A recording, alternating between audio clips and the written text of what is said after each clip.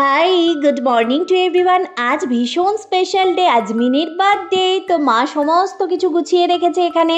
আর আমি তো প্রথমেই পায়েস বসিয়ে দিলাম, তারপর ভাজা, তরকারি, ছানা, পনির সমস্ত কিছু করলাম। আজ নিরামিষ মেনু, কারণ আজ সোমবার। তো তারপর তো মা মিনির জন্য পুজো দিয়ে মিনিকে খেতে দিয়ে দিয়েছে, মিনিকে আশীর্বাদও করে দিল। আর তারপর মিনির বাবা মন্দির থেকে পুজো করিয়ে আনবে। ততক্ষণে আমি কিন্তু ফ্রায়েড রাইসটা বসিয়ে দিয়েছি আর সমস্ত কিছু আগে থেকেই ভেজে তুলে রেখেছিলাম। তো রান্না পুরো কমপ্লিট।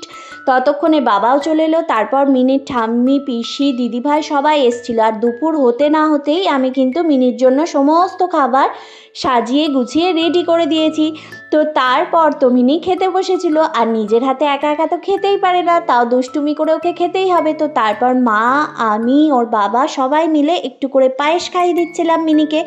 তো সকালটা এভাবেই কাটলো। পরের পার্ট নিয়ে আসছি নেক্সট ব্লগে। টাটা।